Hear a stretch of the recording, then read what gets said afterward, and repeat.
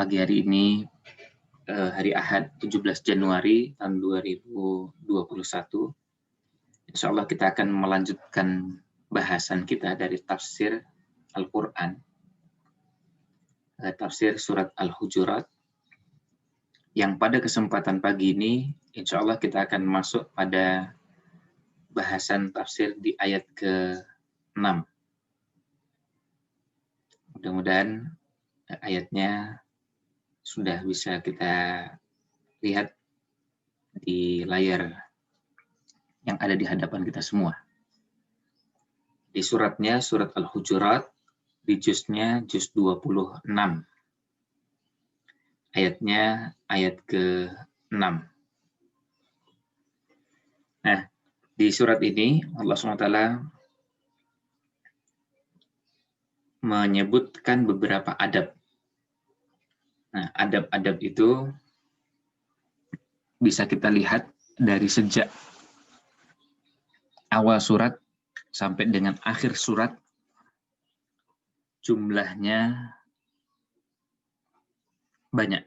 Makanya surat ini juga dinamakan dengan surat adab, karena isinya membahas tentang adab.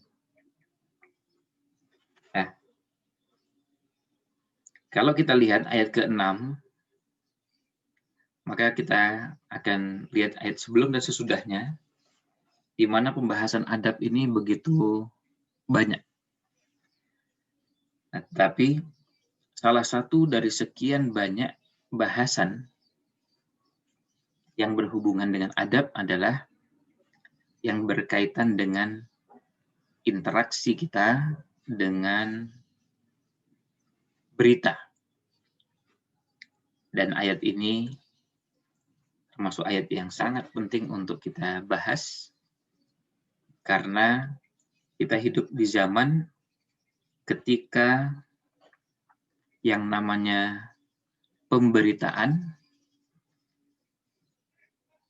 beredar di tengah-tengah masyarakat dengan cara yang mengkhawatirkan. Bahkan ada pihak-pihak yang memproduksi serta menyebarkan berita-berita dusta. Oleh karena itu, kita merasa sangat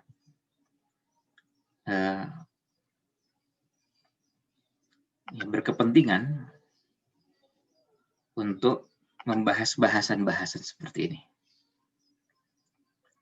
Nah, kita akan coba untuk membahas ayat ini, satu ayat yang singkat, yang jumlah ayatnya, jumlah barisnya cuma 2, tapi kita akan coba lihat hubungannya dengan sebelumnya, baru kemudian kita lihat kandungan ayat ini secara khusus. Bagi yang kebetulan di rumahnya punya mushaf Al-Quran, atau mushaf yang ada terjemahnya, silahkan bisa menggunakan mushaf terjemah tersebut. Dan ini bisa jadi lebih membantu kita untuk memahami bahasan-bahasan.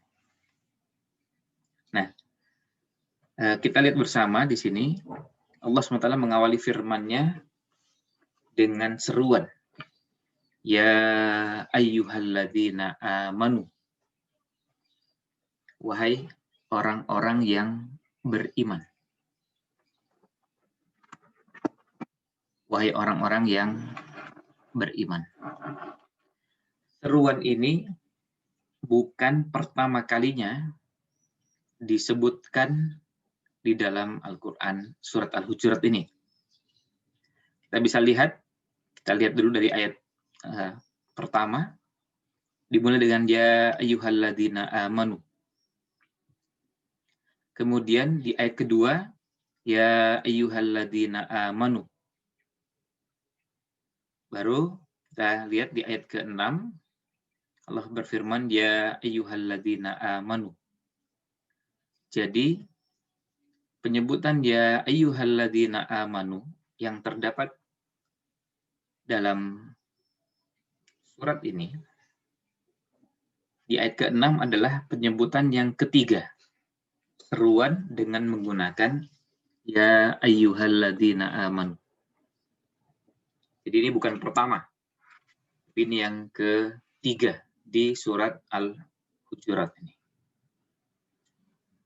Jadi kita bisa lihat seruan dengan panggilan ya ayyuhalladzina amanu, ya ayyuhalladzina amanu, ya ayyuhalladzina amanu sudah disebutkan 2 kali dan di ayat ke-6 ini yang ketiga. Jadi sekali lagi kita bisa lihat di sini di ayat pertama ya ayyuhalladzina amanu, di ayat kedua juga ya ayyuhalladzina amanu. Bedanya ya ayyuhalladzina amanu di ayat pertama la tuqaddimu baina yadayillahi wa rasulih wattaqullaha innallaha sami'un alim.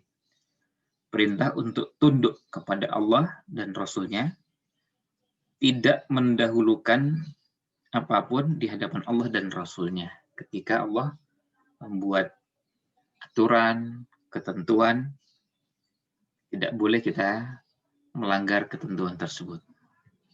Kemudian di ayat kedua, ya ayyuhalladzina amanu la tarfa'u aswatakum fawqa sautin nabi. Wahai orang-orang beriman, jangan kalian mengangkat suara kalian di atas suaranya Nabi. Ini adab berbicara ketika berhadapan dengan Nabi Shallallahu Alaihi Wasallam. Ini sudah pernah kita jelaskan. Jangankan kepada Nabi, kepada orang tua saja sangat tidak layak kita melontarkan kalimat, kata-kata yang kita keraskan sementara itu tidak diperlukan. Ini dianggap tidak beradab. Mengeraskan suara di hadapan orang tua padahal tidak perlu dengan suara keras. Apalagi dengan kata-kata yang kurang sopan. Nah, ini yang kedua. Sekarang yang ketiga, ya ayyuhalladzina amanu. Jadi, di sini sebutkan 3 kali. Dengan ya ayyuhalladzina amanu, ya ayyuhalladzina amanu, dan ya ayyuhalladzina amanu. Jadi penyebutannya di sini disebutkan yang ketiga. Nah, selanjutnya sekarang kita coba untuk melihat kandungan ayatnya. Di ayat ke-6. Kita awali terlebih dahulu dengan kita mencoba untuk memahami lewat terjemah. Baru kita akan lihat ulasannya. Sekarang kita coba terjemahkan terlebih dahulu. Allah SWT berfirman, A'udzubillahi minasyaitonirrajim. Ya ayyuhalladzina amanu. Wahai orang-orang yang beriman. In jika ja'akum datang kepada kalian fasiqun orang fasik binaba'in dengan membawa berita fatabayyanu maka telitilah kebenarannya, maka ceklah kebenarannya. Antusibu agar kalian tidak menimpakan kecelakaan atau bahaya pada qauman satu kaum bijahalatin karena ketidaktahuan atau karena kecerobohan, karena kebodohan. Fatusbihu maka akhirnya jadilah kalian ala ma fa'altum atas apa yang telah kalian kerjakan nadimin orang-orang yang menyesal. Sekarang kita coba terjemahkan secara keseluruhan langsung. Ya. Dia ayyuhalladzina amanu in ja'akum fasiqum binaba'in fatabayyanu. Fatabayyanu an tusibu qauman bijahalah fatusbihu ala ma fa'altum nadimin. Wahai orang-orang yang beriman, jika datang kepada kalian seorang yang fasik membawa suatu berita, maka telitilah, ceklah kebenaran berita tersebut, agar kalian tidak mencelakakan suatu kaum karena kebodohan, ketidaktahuan, atau kecerobohan, yang akhirnya kalian menyesali perbuatan kalian tersebut. Nah, ini terjemah ayat yang ada di hadapan kita ini. Nah, di ayat ini kita bisa lihat bersama Allah Subhanahu wa taala mengawali firman-Nya dengan seruan. Ya ayyuhalladzina amanu, wahai orang-orang yang beriman. Kemudian dilanjutkan dengan in ja'akum fasiqum binaba'in. Jika datang fasiqun. Fasiqun secara bahasa itu artinya orang yang keluar dari ketaatan. Orang yang keluar dari batasan. Orang yang keluar dari rambu syariat. Orang yang keluar dari rambu syariat. Nah, ini yang dinamakan dengan fasiqun. Fasaqo itu artinya keluar. Keluar maksudnya keluar dari ketaatan. Jadi bukan keluar dari Islam. Jadi Muslim melakukan kemaksiatan, itu namanya fasik. Muslim tidak mengerjakan yang diperintahkan, berarti tidak taat. Nah, ini namanya fasik. Jadi kata fasaqo itu artinya asalnya adalah keluar. Itu sebabnya yang hewan yang keluar dari tempat tersembunyi, kemudian keluar, lalu masuk lagi. Kalau ada orang, begitu dia sudah keluar, dan ada orang lewat, masuk lagi, bersembunyi lagi. Itu namanya hewan yang dikategorikan, atau disilahkan sebagai hewan yang secara bahasa, akar katanya sama. Jenis hewan yang itu ada tabiat fasiknya. Tapi pada hewan di situ bukan sesuatu yang tercela karena memang itu keluar masuk. Jadi kalau kita lihat kurma, lalu kita mengatakan fasaqa ar-rutabu. Maksudnya buah kurma telah keluar dari kulitnya. Itu namanya fasaqa ar-rutab.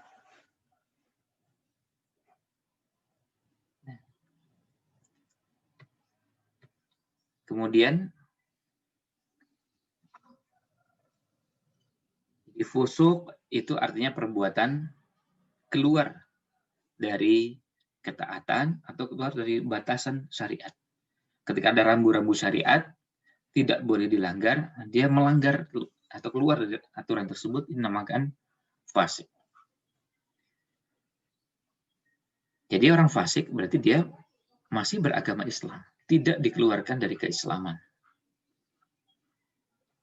Muslim melakukan maksiat, itu namanya fasik. Muslim berbuat dosa, tapi dosanya tidak menyebabkan keluar dari Islam, maka fasik. Orang Muslim yang mengumbar janji tapi tidak ditepati, fasik. Muslim yang tidak amanah, fasik. Muslim yang curang, misalnya dalam jual beli, itu fasik. Muslim yang, dan begitu seterusnya. Itu dinamakan dengan fasik. Dan istilah-istilah dalam syariat, baik itu istilah fasik, nifak, kufur, syirik, istilah-istilah yang perlu kita kenali maknanya, dan perlu kita tempatkan pada tempatnya.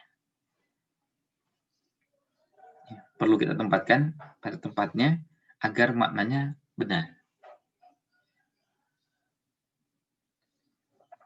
Nah, misalnya ketika Nabi Shallallahu Alaihi Wasallam bersabda, wa kariha ilaikum,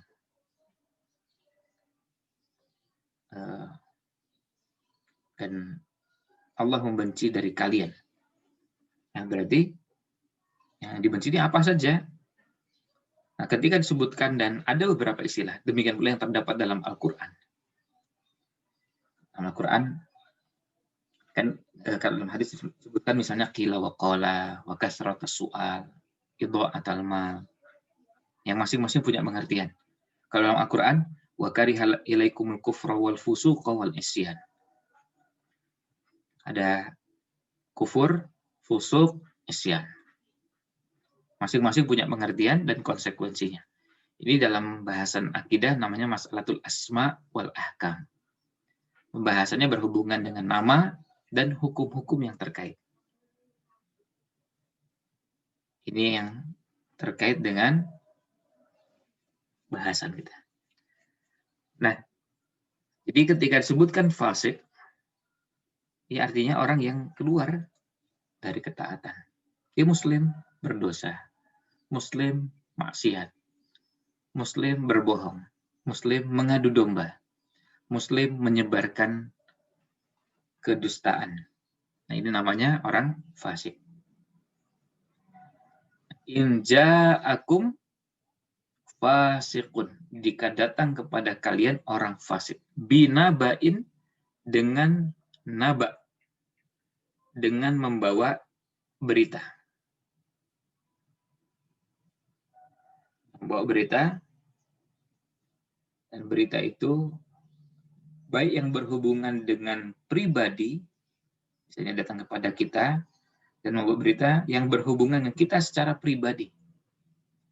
Satu orang, diri kita sendiri. Atau berita yang menyangkut orang banyak. Namanya naba. Maka apa perintahnya? Panduannya dalam syariat kita, fatabayyanu. Maka tabayyunlah.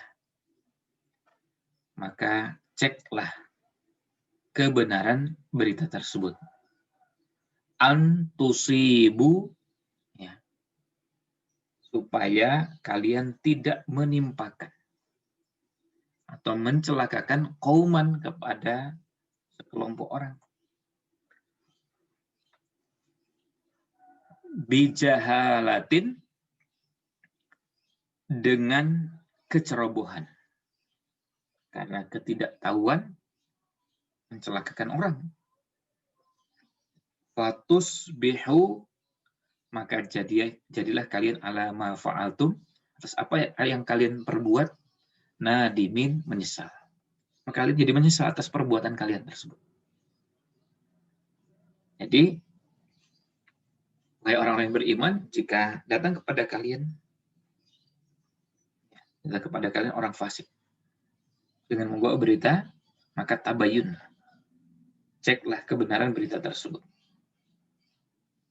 Dalam riwayat yang lain, dalam qiraat yang lain, bukan qiraat yang biasa kita gunakan dari Hafs, dari jalur Asim, tapi dalam qiraat Hamzah dan Kisai dibaca fatathabbatu. Fatathabbatu, bukan fatabayyan. Dari sisi makna, tasabbut, tabayyun sama. Jadi tabayyun artinya melakukan pengecekan. Bahasa kita verifikasi. Atau dalam metode triangulasi ada cek, recheck, cross-check. Nah, berita yang sampai dicek, di recheck, dicek kembali, dan di cross-check kebenarannya. Nah, ini yang dinamakan dengan tabayun. Artinya apakah itu benar atau tidak.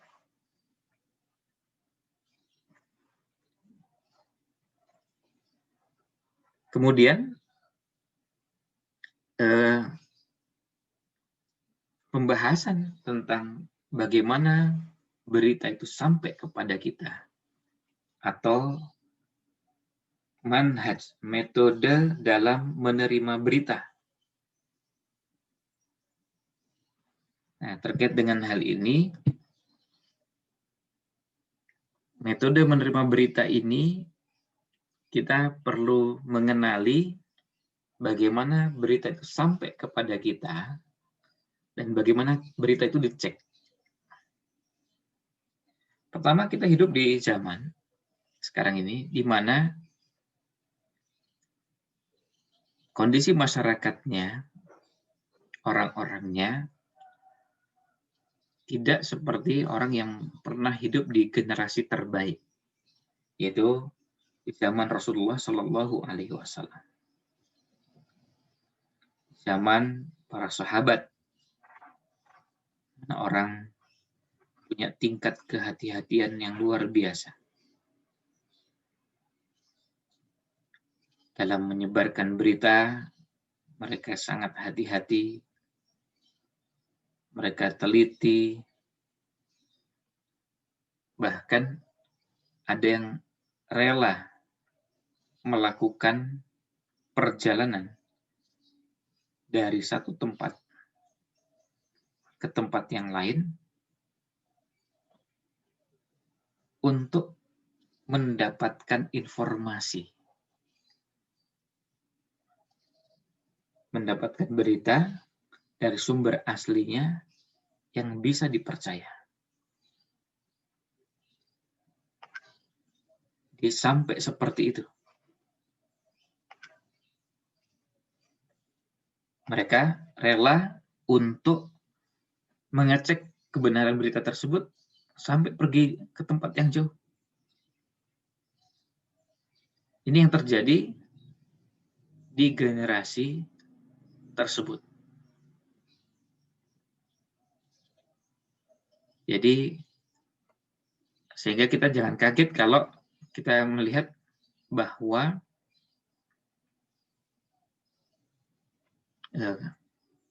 pada saat itu masyarakatnya memang berbeda dengan masyarakat kita. Ada hadis yang didengar oleh seorang sahabat, tapi beliau tidak pernah dengar langsung dari Rasul Shallallahu Alaihi Wasallam. Dan katanya, konon beritanya, sahabat ini mendengar bahwa hadis tersebut diriwayatkan oleh sahabat yang lain dan beliau mendengar langsung dari Nabi Shallallahu Alaihi Wasallam. Nah, maka ketika mendengar hal tersebut, sahabat pergi menemui. Ketika tempatnya jauh, mereka kunjungi, mereka datang. Artinya, ketika Nabi SAW sudah wafat, kemudian berita ini sampai kepada seorang sahabat bahwa yang meriwayatkan hadis ini adalah sahabat yang lain. Mereka mencoba memastikan dan mengecek. Yang ini dalam ilmu hadis, kita bisa lihat ketelitian mereka luar biasa. Ingin memastikan apakah benar datang dari Rasulullah Shallallahu Alaihi Wasallam. Seperti kita ketahui bahwa tidak semua hadis didengar oleh semua sahabat. Ada hadis yang didengar oleh sebagian sahabat, tapi tidak didengar oleh sebagian yang lain. Bahkan ada hadis yang didengar oleh beberapa gelintir sahabat. Maka semangat untuk mengecek kebenaran hadis tersebut bersumber dari Nabi SAW, mereka berusaha untuk mencari sumber utama, sumber primer yang mendengarkan langsung dari mulut Rasulullah SAW. Jadi bukan lagi mencukupkan dengan orang kedua, orang ketiga. Nah, ini contoh bagaimana masyarakat sahabat. Generasi sahabat adalah generasi yang terbangun dengan sangat baik tradisi menerima berita. Jadi mereka tidak cuma asal-asalan. Mereka ingin mendengar langsung, mengecek langsung, karena apa? Menyebarkan hadis tentu pengaruhnya berbeda dengan kalau kita menyebarkan perkataan biasa. Orang menyebutkan ini sabda Nabi Shallallahu Alaihi Wasallam. Di tengah-tengah umat, orang ketika mendengar hadis Nabi SAW, sabda Nabi SAW, langsung sami'na wa ta'na. Maka yang disebarkan hati-hati. Maka tidak menyebarkan hadis palsu, hadis batil, hadis mungkar, hadis yang la aslalahu, tidak ada asalnya. Tidak sembarangan hadis, kata orang hadis lalu disebarkan. Nah, ini contoh bagaimana kondisi masyarakat saat itu. Dan itu diwariskan terus oleh sahabat ke generasi berikutnya. Dan anak-anak mereka, generasi anak mereka, yang kemudian nanti pada generasi berikutnya, jadi generasi tabi'in, generasi tabi'ut tabi'in, dan seterusnya. Makanya mereka sangat teliti. Sampai-sampai majelis-majelis ilmu mereka pilih. Karena ini menyangkut agama. Inna hadzal ilma dinun. Sesungguhnya ilmu ini adalah agama. Fanduru amman ta'khuduna dinakum. Maka lihatlah dari siapa kalian mengambil agama kalian. Jadi tidak sembarangan menerima ilmu, menerima hal yang berhubungan dengan agama, lalu disampaikan. Tidak secara serampangan. Karena dampaknya, karena pengaruhnya. Baik itu berhubungan dengan ketelitian membahas sebuah ulasan, sebuah tema, pemilihan kata yang digunakan, penjelasan konsekuensi dari istilah tersebut, dan yang lainnya. Nah, misalnya ada yang menyebarkan video tentang bahayanya buku tertentu, atau bahayanya orang tertentu, pemikiran seseorang. Nah, ini perlu dipastikan bahwa informasi tentang hal tersebut benar-benar telah terseleksi, telah teruji, baru layak untuk disebarkan. Dan kalau tidak, maka tidak boleh disebarkan ketika belum dipastikan, karena dampaknya besar. Misalnya, ketika orang menyebutkan harus hati-hati dengan buku karya Syekh, lalu menyebutkan nama, harus dipastikan. Dan yang bersangkutan bertanggung jawab ketika menyampaikan itu, tentu tanggung jawab di hadapan Allah SWT ketika menebarkan hal tersebut.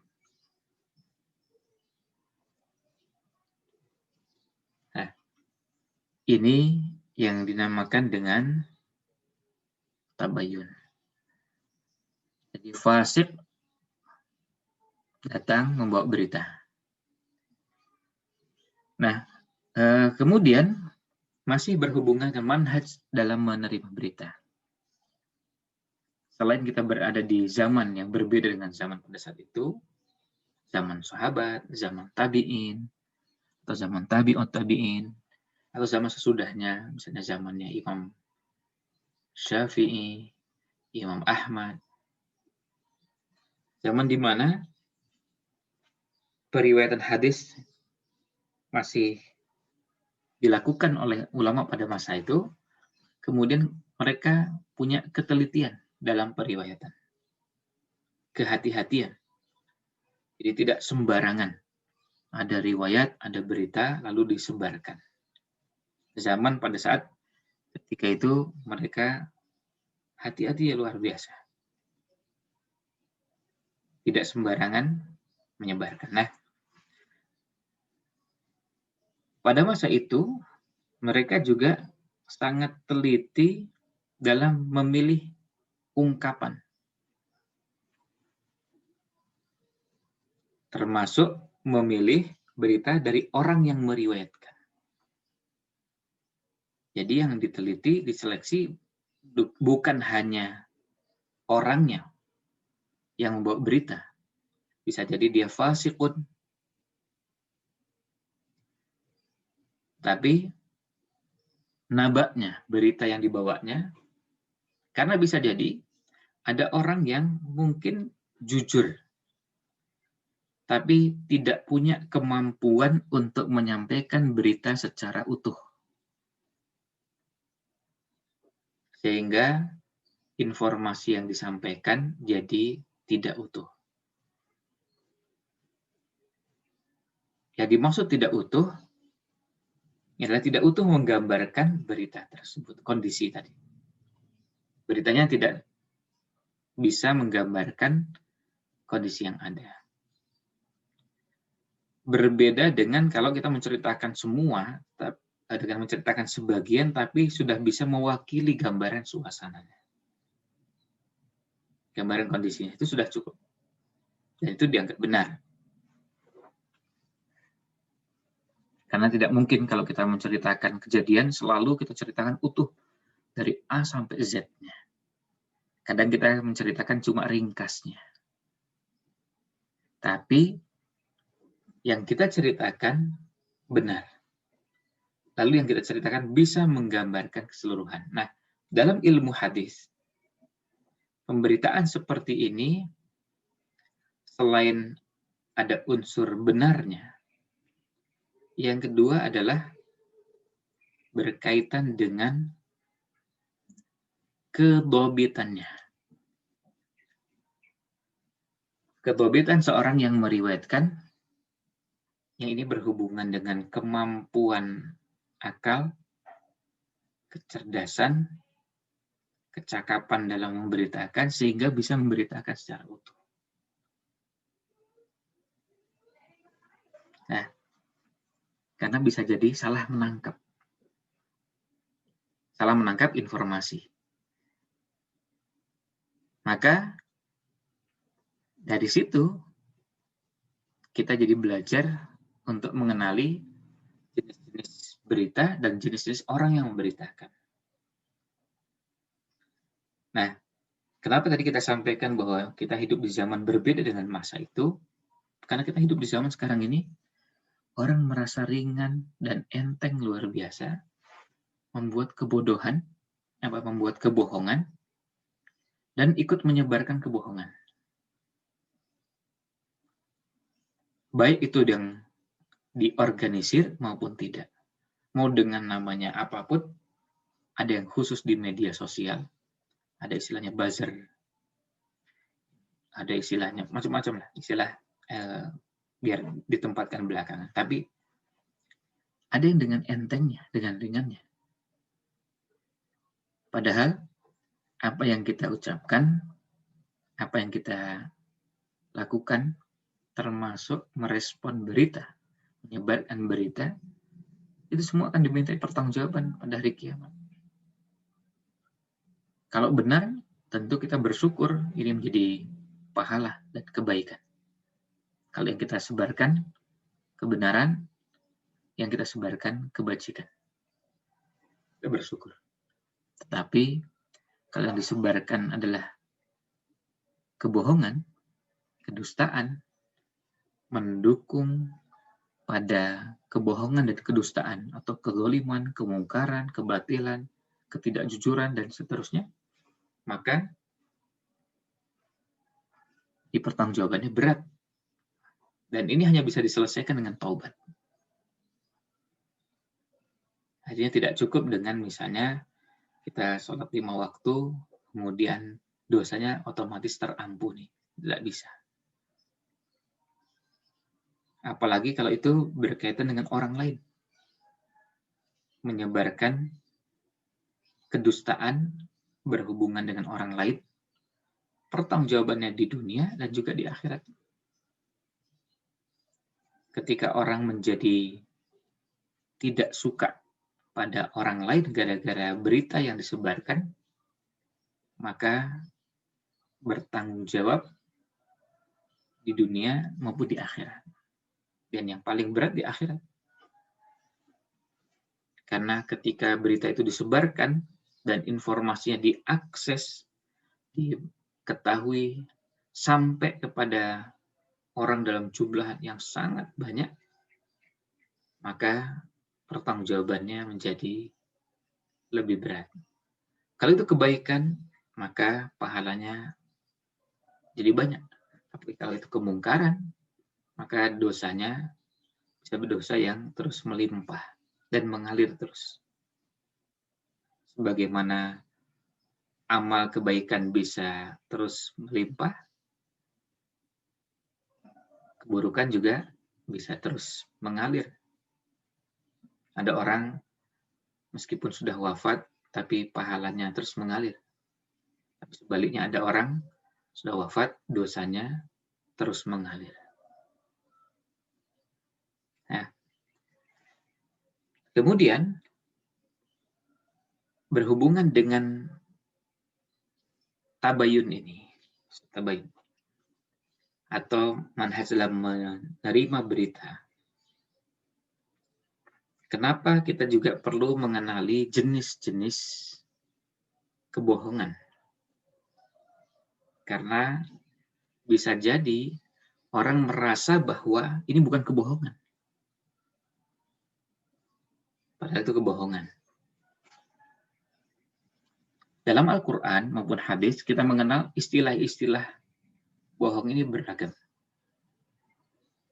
Ada al-kazib, ada al-buhtan, ada iftira atau firyah.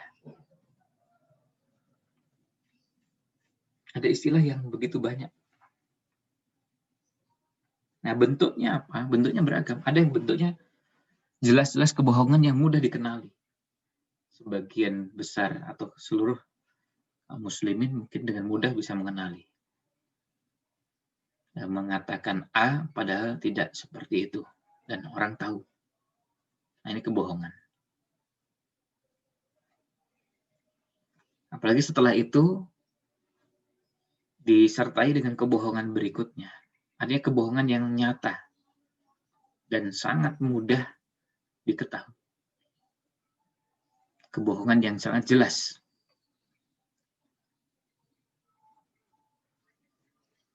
Orang bisa mengetahui dari ungkapan. Orang bisa mengetahui dari pernyataan. Lalu setelah itu, ternyata pernyataan pertama terbukti salah, kemudian menciptakan kebohongan kedua. Ternyata kebohongan kedua juga mulai tersingkap kebohongannya dan diketahui bahwa itu bohong, maka disiapkan kebohongan ketiga. Inilah yang diwanti-wanti oleh Nabi SAW, bahwa orang itu berbuat dusta, akhirnya dia tergerak untuk melakukan kedustaan berikutnya. Karena untuk menjaga supaya tidak diketahui kedustaan yang pertama, maka disiapkan kedustaan kedua, disiapkan lagi kedustaan ketiga. Itu sebabnya jujur itu sederhana. Yang susah itu adalah kalau berbohong. Karena kalau berbohong harus menyiapkan kebohongan lainnya. Lalu kalau ternyata akan tersikap, dia menyiapkan lagi. Dan itu juga sebabnya kenapa orang yang berbohong itu, dia tidak merasakan ketenangan dan kebahagiaan. Sementara orang yang jujur, dia merasakan ketenangan dalam hidupnya. Karena memang dia melakukan apa adanya, menyampaikan apa adanya. Sementara yang berbohong harus merancang, harus menyiapkan, harus membahasakan, harus dan seterusnya. Jadi susah. Sementara yang jujur dengan mudahnya menyampaikan apapun bentuk kebohongannya. Apalagi kalau kebohongan itu dilakukan secara bersama-sama. Ketika kebohongan dilakukan bersama-sama, maka akan ada upaya untuk melakukan persiapan dengan kebohongan berikutnya. Dan mengantisipasi agar jangan sampai dari tim yang sama-sama membuat kebohongan ini membocorkan. Bagaimana caranya? Semua ini tidak ada yang membocorkan. Ternyata ada yang membocorkan. Nah, dia menyiapkan lagi. Gimana caranya agar bisa menepis berita yang disebarkan oleh anggota tim yang kemudian jujur dan mengungkap kebohongan dalam tim tersebut. Nah, akhirnya menyiapkan kebohongan-kebohongan dan dosanya menjadi berlipat-lipat. Menjadi begitu banyak. Nah, kemudian bohong itu bentuknya seperti apa? Banyak bentuknya. Tadi kita sebutkan ada yang dengan menyebutkan sesuatu yang jelas-jelas tidak. Misalnya, mengatakan melakukan sesuatu padahal tidak melakukan. Mengatakan tidak melakukan sesuatu padahal melakukan. Nah, itu kebohongan. Hal itu termasuk kebohongan. Ketika mengatakan itu, ya, kemudian dilakukan dengan terang-terangan. Nah, kemudian kebohongan yang lain, ada yang bentuknya dengan menyampaikan sebagian berita, tapi menutup-nutupi berita yang lain. Ini juga kebohongan. Ini juga masuk kategori kebohongan. Kita tidak membahas tentang istilahnya dalam bahasa Arab. Apakah itu buhtan, kadzib, iftira, dan yang lainnya. Tapi kita fokus pada yang bahasa Indonesia saja, supaya tidak terlalu banyak pembahasan terkait dengan hal ini. Jadi, seperti misalnya begini. Ketika dalam sebuah majelis, ada majelis pengajian. Kita ilustrasikan majelisnya online aja, biar mudah. Pengajian, ada peserta, jamaah yang hadir, menyimak, kemudian ada ustadz yang menyampaikan. Nah, ketika di tengah-tengah pengajian ini ada peserta atau ada jamaah pengajian yang ngantuk. Bahkan nggak cuma ngantuk, tapi sampai sempat tertidur dan posisi kepalanya, posisi badannya sudah pada posisi miring. Nah, kemudian ada di antara yang hadir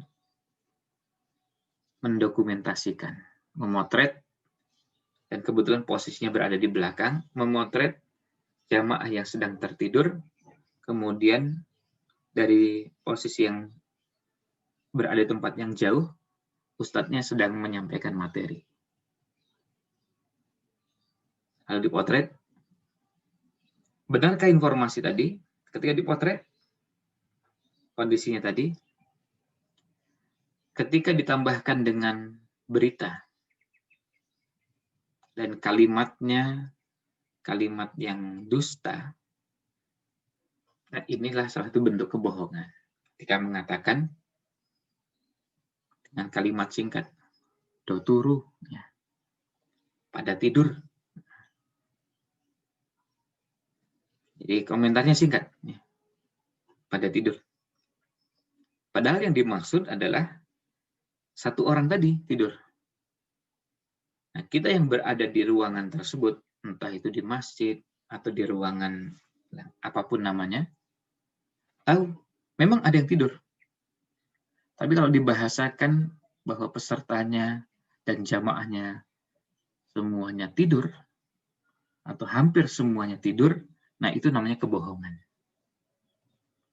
Kalau ada yang tidur, itu benar. Dan bisa jadi yang tidur itu cuma satu. Tapi ini yang dibesar-besarkan. Maka termasuk yang dilarang, dan itu termasuk kedustaan, adalah memberitakan secara tidak jujur. Sebagian kecil dianggap sebagian besar. Dianggap semua. Dengan mengulas dan membahasakan, dan ketika tanya buktinya apa? Betul itu buktinya. Tapi bukti tadi hanya menggambarkan sebagian, bahkan sebagian kecil yang tidak mewakili suasana dalam forum tersebut. Jadi sama sekali tidak menggambarkan. Sama sekali tidak menggambarkan suasana dalam majelis. Artinya, suasana dalam majelis secara umum yang hadir masih tetap menyimak, mendengarkan. Tapi ada satu yang tertidur. Ada satu yang ngantuk. Satu ini tidak boleh lalu dijadikan kesimpulan. Sementara yang lain sama sekali tidak. Atau misalnya, jika ada yang hadir di pengajian itu setelah selesai ditanya, tadi materinya apa? Wah, nggak ngerti. Radung, ya, nggak paham. Nah, ketika mengungkapkan kalimat itu, lalu disimpulkan.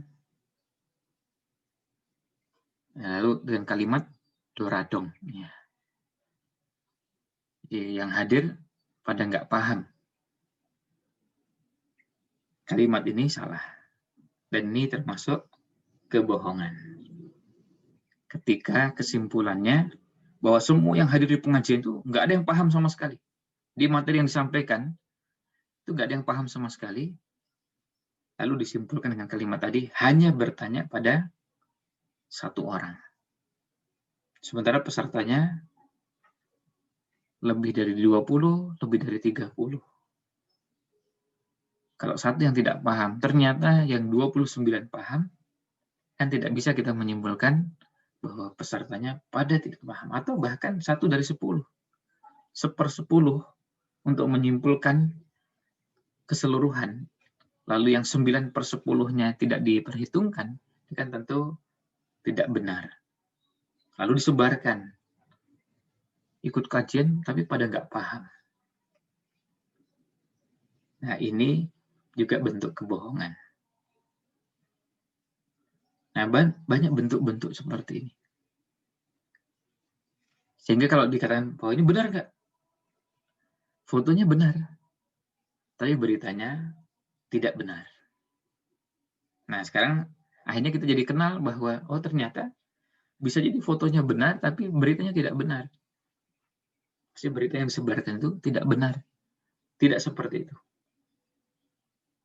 Nah, ini hal-hal yang berhubungan dengan berita. Maka itu sebabnya kenapa dalam manhaj talaqil akhbar, manhaj dalam menerima berita, kita perlu hati-hati bahwa ada berita-berita yang disebarkan dan itu tidak benar. Nah, sekarang kita jadi mulai kenal, bahkan sebagian mungkin yang sudah biasa di media sosial, jadi mulai hafal. Ada orang-orang yang kerjanya menyebarkan berita bohong. Ada orang-orang yang kerjanya menebarkan permusuhan, anti-Islam. Sehingga bahasa-bahasa yang dimunculkan selalu memojokkan dan mendiskreditkan Islam. Yang itu tidak pernah dilakukan kepada agama lain.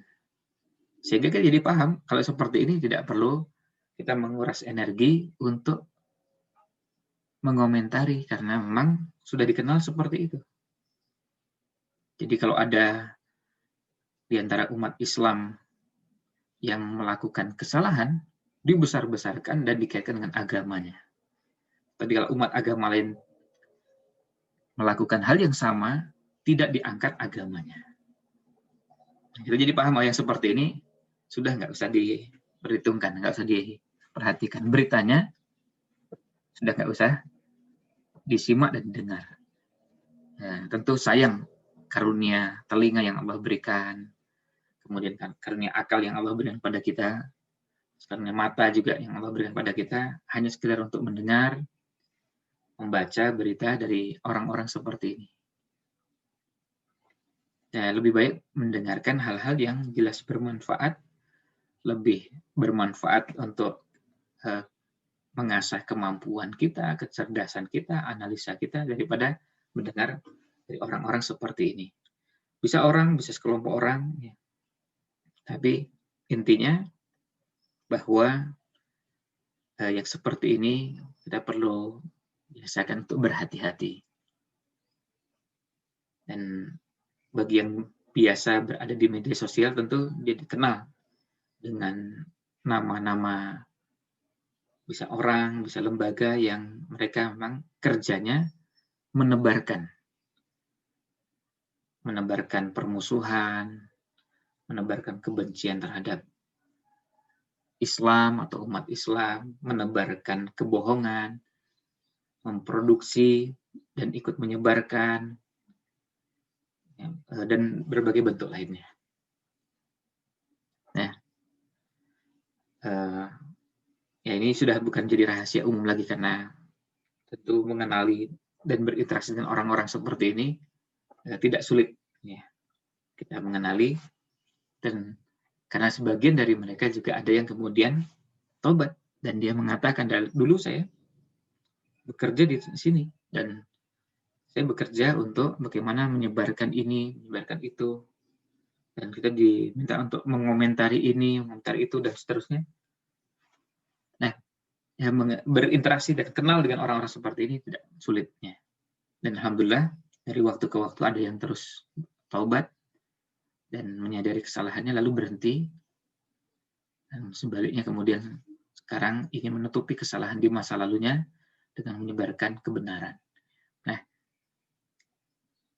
ini yang berkaitan dengan in ja'akum fasiqun binaba'in fatabayyanu.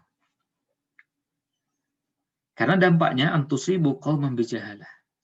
Jadi bisa mencelakakan sekelompok orang, bukan cuma mencelakakan satu orang. Bisa mencelakakan sekelompok orang dengan kecerobohan tadi. Beritanya benar pada bagian kecilnya. Fotonya benar, tapi beritanya tidak benar. Foto yang ini benar, tapi foto yang ini tidak benar. Kadang-kadang dicampur adukkan antara yang benar dengan yang salah, sehingga orang mengira bahwa ini benar. Ada yang bekerja secara khusus seperti itu. Dan ini nampak terlihat berulang-ulang. Ada yang menyebarkan kebohongan mengatasnamakan Majelis Ulama Indonesia, seperti beberapa waktu yang lalu. Macam-macam bentuknya. Dan ada yang muncul karena ketidakmampuan memahami. Itu sebabnya kadang-kadang sekarang ini menangkap berita jadi perlu sangat selektif, karena ada beberapa orang yang memang tidak layak masuk kategori fasikun tadi. Tidak layak untuk menyampaikan berita. Oleh karena itu, tidak perlu kita membuang energi untuk menyimak, mendengar berita dari orang-orang seperti itu. Karena sudah dikenal sebagai orang yang biasa menyebarkan perpecahan, permusuhan, kemudian kebencian, sehingga kita tidak perlu meluangkan waktu untuk itu. Nah, bisa jadi ada yang sebabnya bukan karena niat buruk. Jadi kalau sudah jelas ada yang punya niat buruk dari orang-orang yang kita kenal selama ini dengan orang-orang dari kalangan Islamophobia, orang-orang anti-Islam, kalau itu tidak perlu kita membuang energi untuk membaca, karena sejak awal memang sudah dipenuhi kebencian. Sulit untuk mendengar sikap objektifnya karena kebencian yang begitu mengakar kuat. Jika tidak perlu, sekali lagi tidak perlu menghabiskan energi. Tetapi ada juga tipe yang lain. Nah, ini beda lagi. Ada orang yang bisa jadi bukan kategori orang seperti itu. Bukan orang-orang kafir. Bukan orang musyrik. Bukan orang munafik. Tapi orang Islam. Cuma tidak punya kemampuan memahami dengan baik. Nah, kalau ini ya kita kenali bukan karena niatnya yang busuk atau niatnya yang buruk, tetapi karena tidak bisa memahami dengan baik. Dan ayat ini, kalau kita lihat sebab turunnya ayat, berkaitan dengan Walid bin Uqbah.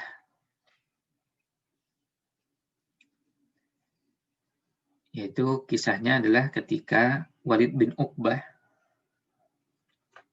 radhiyallahu an, ya Walid bin Uqbah bin Mu'aid, ya. Rasulullah SAW mengutus beliau ini ke Bani Al-Mustaliq, mengutus Walid bin Uqbah ke Bani Al-Mustaliq. Waktu itu ditugaskan mengumpulkan zakat.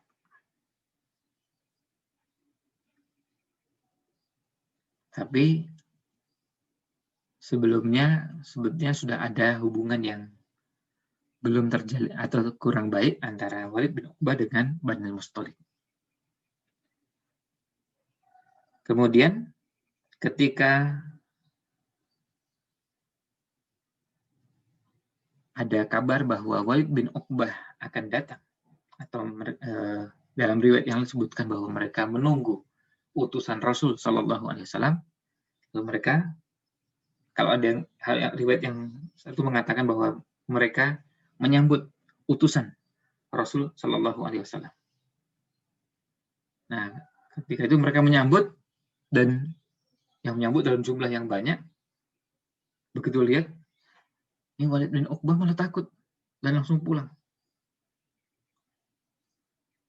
Lalu dan yang bersangkutan menyampaikan bahwa Bani Al-Mustaliq berniat untuk membunuhku, dan mereka nggak mau bayar zakat. Nah, mendengar informasi ini, Nabi Shallallahu Alaihi Wasallam tidak langsung mengirim pasukan, lalu kita perangi. Nah, tapi tentu kalau mempersiapkan, ya bisa persiapan, karena kalau nanti mereka mau menyerang, ya kita siap-siap. Tapi dicek terlebih dahulu beritanya.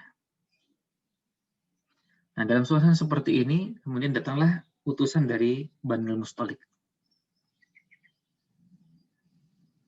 Nah, kemudian lalu menyampaikan, ya Rasulullah, kami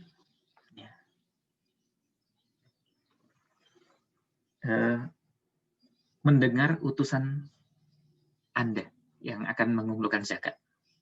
Maka kami pun keluar, dan kami menyambutnya. Kami menyambut dan kami keluar untuk menyerahkan zakat kami.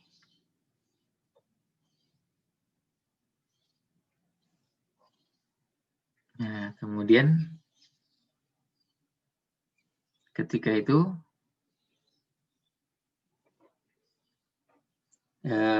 ternyata ada informasi yang tidak sampai dengan utuh. Jadi ternyata mereka ini berusaha untuk mendengar, mereka ini berusaha untuk menyampaikan zakat, dan ketika mereka kedatangan utusan Rasul SAW, mereka menyambut dengan gembira dan mereka siap untuk menyerahkan. Nah, dan ketika dicek ke Bani Mustalik, apakah benar seperti itu? Ternyata memang mereka benar. Mereka masih mengerjakan sholat, mengumandangkan adzan, kemudian mereka juga menyerahkan zakat, dan sudah selesai. Ternyata ya cuma informasinya aja tadi. Nah, ini yang menunjukkan bahwa berita ini perlu dicek. Bisa jadi orang salah menangkapnya. Bagian berita tadi benar, bahwa mereka keluar benar, tapi salah tangkap. Dikira datang keluar tuh mau menyerang, ngeroyok. Padahal maksudnya keluar, ayo nyambut, datang. Nah, bisa jadi salah tangkap seperti itu sehingga menimbulkan salah dalam menyimpulkan keadaan. Dan pada kejadian tersebut, mereka sama sekali tidak berniat untuk membunuh utusan Nabi SAW, untuk ngeroyok utusan Nabi SAW, enggak. Tapi memang mereka berniat untuk menyerahkan zakat. Karena senang, lalu nyambut. Ya. Disambut, kemudian mereka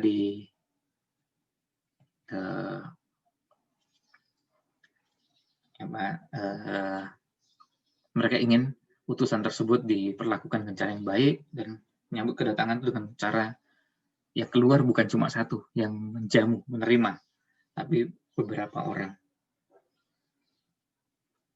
Nah,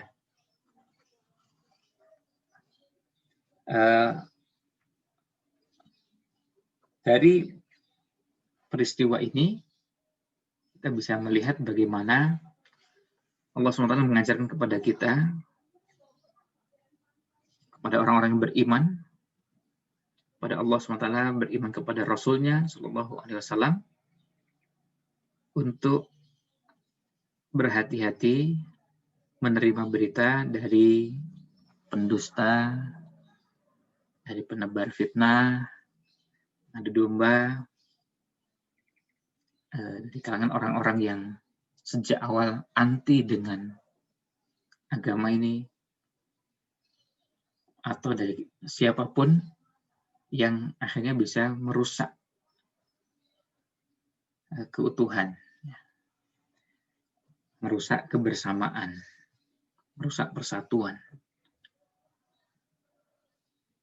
Dan ya kalau di zaman kita sekarang, nampaknya sudah menjadi rahasia umum bagaimana pihak-pihak tertentu diketahui bekerja memproduksi kebohongan-kebohongan.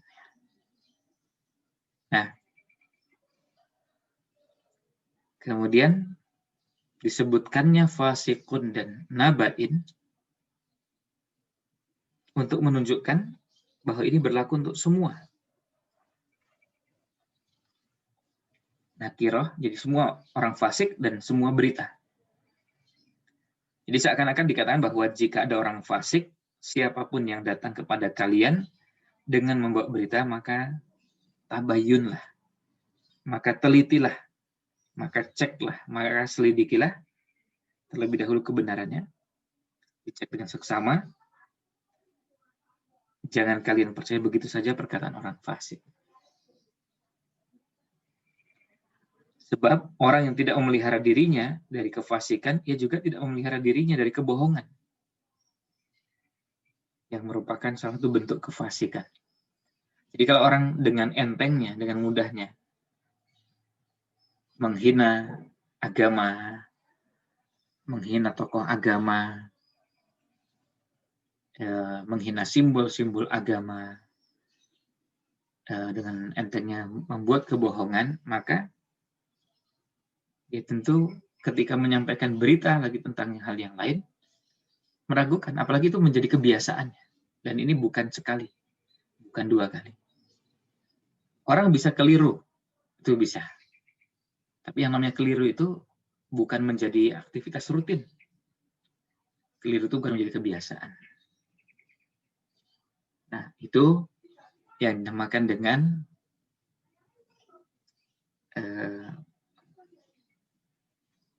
menyikapi tentang fasikun dan nabain. Karena kita tidak ingin tusibu qauman bijahalah, mencelakakan bukan cuma seorang tapi sekelompok orang karena kecerobohan tadi, fatusbihu ala ma fa'atum nadimin. Maka kalian menjadi orang yang menyesal atas perbuatan kalian tersebut. Nah, demikian ulasan untuk ayat ke-6 surat Al-Hujurat ini. Mudah-mudahan ada manfaat yang bisa diambil. Mohon maaf jika ada yang kurang berkenan. Wallahu a'lam. Sallallahu alaihi wasallam ala Nabi Muhammad wa ala alihi wa sahbihi ajma'in. Selanjutnya kembalikan